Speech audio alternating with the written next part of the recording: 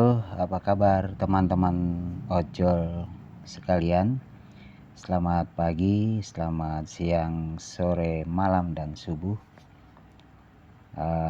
Harapan saya teman-teman semua tetap masih sehat. Mungkin yang lagi nonton video saya ini yang lagi narik, yang masih kerja, saya mau ucapkan selamat bekerja. Jangan lupa jaga kesehatan, istirahat yang teratur, makan yang teratur, jaga keselamatan, safety riding di jalan. Semoga gacor. Oke. Hari ini tanggal 26 Oktober.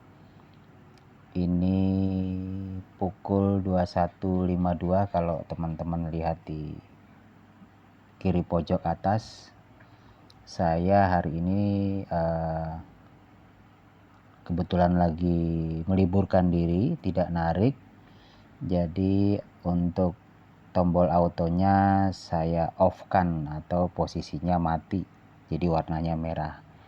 Ini sengaja saya buat konten ini pakai modus malam biar tidak terlalu silau, untuk teman-teman melihatnya. Oke, baik. Kali ini saya sedikit membahas tentang jenis dan macamnya pelanggaran, atau apa saja pelanggaran-pelanggaran yang sering dilakukan oleh teman-teman driver Maxim. Terutama saya mau bahas untuk teman-teman driver Maxim motor ya, atau bikers. Oke, kita langsung saja klik di kanan pojok bawah itu, diklik di tombol menu, lalu kita masuk di profil, kita klik lagi di kolom rating, kita geser ke bawah. Nah, di situ ada tertera parameter negatif ini ya, ini ya. Di situ parameter negatif yang dimaksud adalah pelanggaran-pelanggaran yang sering dilakukan oleh para driver Maxim, baik driver car maupun driver motor. Cuman saya lebih fokus karena saya driver motor, jadi saya fokus bahas untuk driver Maxim yang motor. Oke, untuk yang pertama itu penolakan tugas otomatis, atau sering yang kami sebut dengan singkatan PTO. Apa saja yang dimaksud dengan PTO itu? Itu bila mana ada orderan auto, ada orderan otomatis yang secara langsung masuk, tapi si driver tidak tahu atau tidak klik tombol terima, maka dengan otomatis dia terkena pelanggaran untuk penolakan tugas otomatis atau PTO.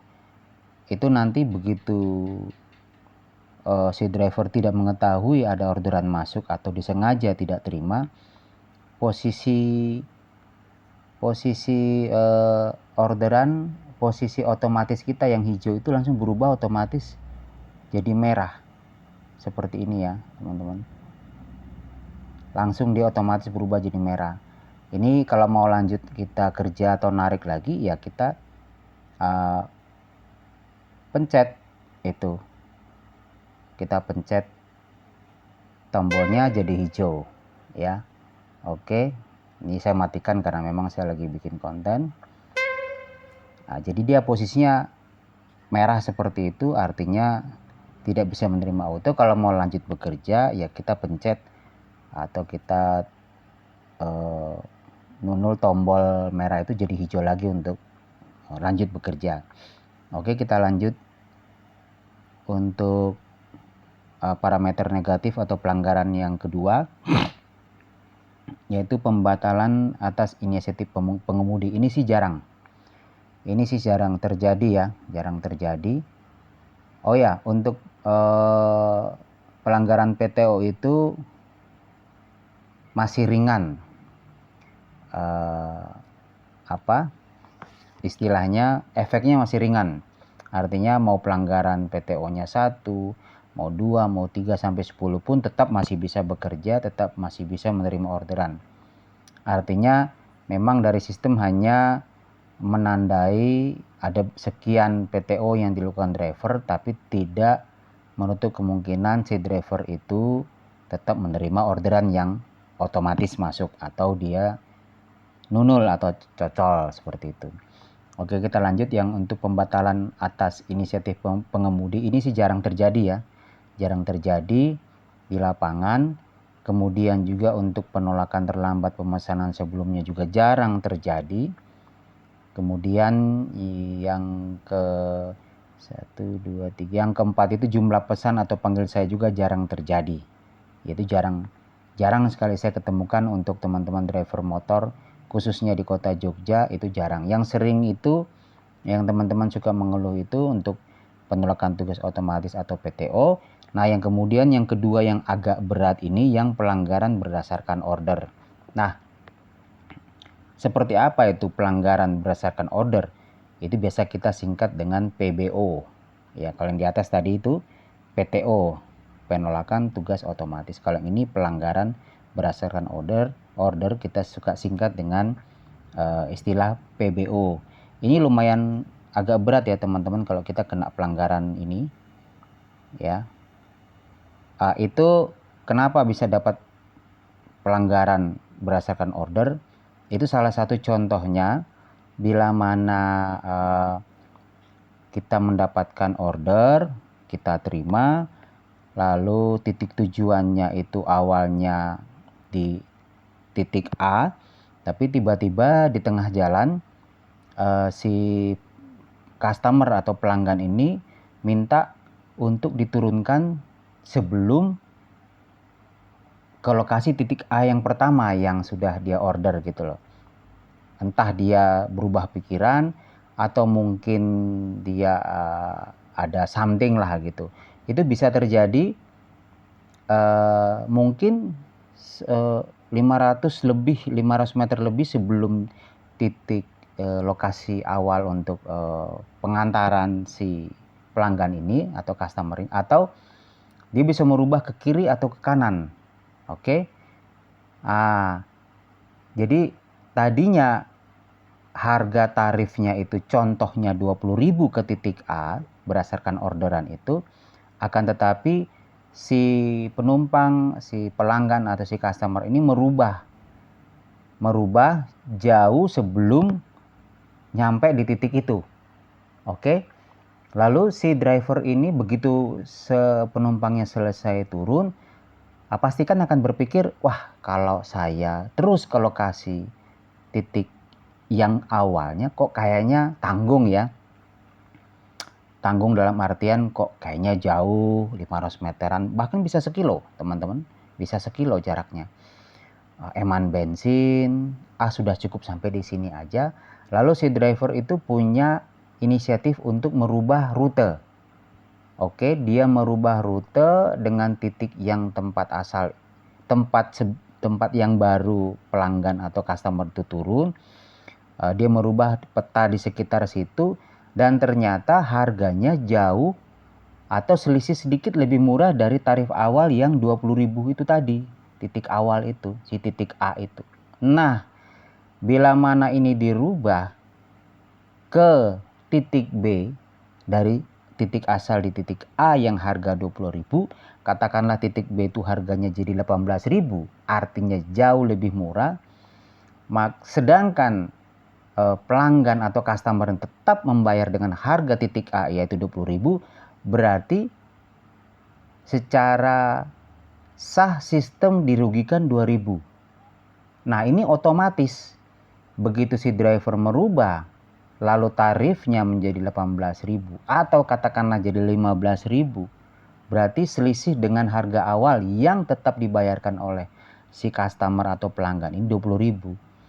Berarti kan kita sebagai driver hanya kepotong admin 18.000, sekitar 15% kalau di atas 10.000 tarifnya. 15.000 dari 15% dari 18.000 atau 15% dari 15.000 akan tetap jauh lebih murah daripada 15% dari 20.000. Jadi teman-teman ingat, pelanggan tetap membayar harga titik awal 20.000, sedangkan si driver merubah ke titik B tempat si pelanggan merubah jalur untuk turun, ternyata harga yang dirubah itu jauh lebih murah. Nah, di sini sistem akan membaca bahwasanya sistem, menurut saya ya, menurut logika saya, sistem dikelabui. Artinya ada selisih harga yang sistem tidak tahu.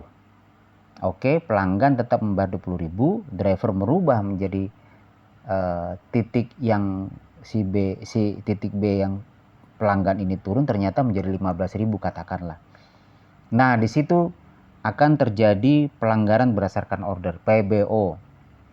Artinya ini cukup berat pelanggaran ini ya teman-teman, walaupun 1 atau 2. Tetap bisa menerima orderan berikut-berikut di hari berikut, tapi mungkin agak berat. Karena ini sistem perlu tahu si penumpang ini harusnya turun di titik A, memang itu haknya dia untuk merubah. Tapi karena kesalahan driver merubah ke titik B dan harganya jauh lebih murah, ini kesalahan fatal menurut sistem ya teman-teman.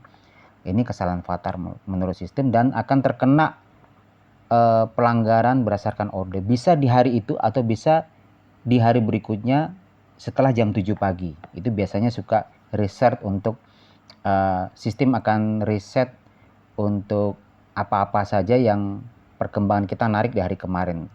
Kalau setahu saya sih setelah jam 7 pagi ya.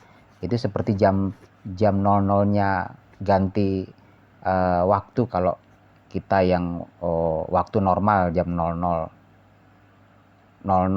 waktu Indonesia Barat, Tengah atau Timur. Oke. Itu untuk PTO dan PBO. Lalu pelanggaran yang paling berat lagi yaitu yang ulasan negatif. Ini memang untuk ulasan negatif di Maxim kelemahannya kita nggak bisa klik ya. Ini teman-teman saya coba klik. Ini kita klik, kita nggak bisa tahu apa isi ulasan negatif bila kita mendapat poin 1, 2 atau 3. 1 aja udah berat ini teman-teman. Si bahasa teman-teman kalau di Jogja tuh aku jadi gabluk atau jadi gagu, susah mendapatkan orderan. Ini hanya kita yang tahu. Kemarin tuh kita bawa penumpang, kita ada kerasa berbuat salah apa. Mungkin contoh kita rem mendadak.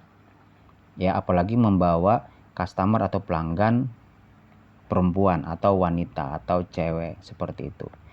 Kita sudah ngerem mendadak, lalu dia merasa risih dan sebagainya. Terus kita tidak minta maaf. Andai kata kita minta maaf pun, maaf kak, ini karena tadi di depan rem mendadak jadi saya ikut mendadak. Mungkin ada yang menerima, mungkin ada yang enggak. Tapi kita nggak tahu, walaupun kita sudah ucapkan minta maaf, permintaan maaf, tapi bisa saja si customer atau pelanggan itu ngisi ulasan negatif atau komen negatif di akunnya penumpang gitu lah. Tapi kita nggak tahu dari sekian orderan di hari kemarin, siapa kira-kira yang kita rasa ada buat kesalahan, entah rem mendadak atau mungkin kita hampir serempetan atau mungkin hampir tabrakan yang membahayakan penumpang. Jadi ini posisinya kita lagi bawa penumpang ini, maka terjadi ulasan negatif. Atau mungkin kita ada bahasa yang kurang sopan atau kita ngajak ngomong yang kurang sopan atau kurang senonoh, atau mungkin kita tidak sengaja bersentuhan. Ya teman-teman mungkin bisa tahu lah ya untuk teman-teman driver khususnya motor, karena kita duduknya tuh depan belakang ya, nggak kayak mobil samping-sampingan ada jarak. Walaupun rata-rata pengalaman saya itu khusus penumpang cewek, perempuan atau wanita itu memang duduknya agak ke belakang, setengah di jok belakang, setengah di itu besi pelindung, khususnya di motor-motor matic ya, motor-motor matic itu ada besi. Jadi mereka duduknya di belakang sekali, dan itu memang terasa agak berat buat kita di depan. Itu kayaknya kok megal-megol gitu, ke kiri ke kanan ke kiri. Tapi ya itulah, itu resiko. Mereka juga menjaga jarak, yaitu tadi untuk terutama untuk pengereman mendadak itu entah apa alasannya. Oke, jadi memang di parameter negatif ini pelanggaran-pelanggaran yang sering terjadi pada keseharian kita bekerja itu memang ada 3 yang paling utama, yaitu yang pertama tadi penolakan tugas otomatis atau PTO. Itu bila mana kita tidak menerima orderan yang masuk entah sengaja atau tidak sengaja. Kemudian ada pelanggaran berdasarkan order. Ini setahu saya yang biasa terjadi, kita merubah itu ya, merubah rute dari yang jaraknya katakanlah tadi 20.000 tarifnya menjadi 15.000. Ini otomatis kita mengakali sistem kalau menurut saya. Jadi otomatis kita kena pelanggaran berdasarkan order atau PBO. Ini lumayan berat, tapi tetap masih bisa menerima orderan. Nah, yang terakhir itu yang ulasan negatif ini teman-teman. Ini yang lumayan parah ya. Ini kalau kena satu aja, poinnya satu aja di sini. Di sini poinnya satu aja itu wah lumayan parah kalau buat saya ya, buat saya. Dan buat teman-teman yang sudah mengalaminya itu memang lumayan gabluk, lumayan gagu. Oke. Buat teman-teman driver yang khususnya Maxim, tolong diperhatikan untuk menghindari hal-hal ini terjadi, biar tetap teman-teman bisa tetap bekerja, menerima orderan seperti biasanya. Dan kalau bisa untuk parameter negatif ini kalau bisa ya posisinya gini semua teman-temannya, 0 atau kosong semua. Ini ada 1 2 3 4 5 6. Kalau bisa nih 0 semua biar aman ya. Ini 0 semua aja bisa jadi besok juga sepi orderan, bisa juga rame orderan. Ya kita nggak tahu ya. Akun kita hanya kita yang tahu. Oke. Oke, seperti itu. Kurang lebihnya bila ada kata-kata yang kurang pantas atau kurang jelas, saya bukan dewa, saya manusia biasa. Kurang lebihnya mohon dimaklumi. Dan bila teman-teman ada yang mau komen, mau bertanya, silakan di kolom komentar. Oke, buat teman-teman juga yang baru bergabung ketemu channel saya, jangan lupa ya support untuk subscribe-nya, like dan share, dan bunyikan juga loncengnya bila saya ada upload video-video terbaru, teman-teman bisa mengikuti. Oke, begitu dulu dari saya. Tetap semangat, tetap sehat buat teman-teman. Salam aspal Gronjal, salam satu aspal. See you, thank you.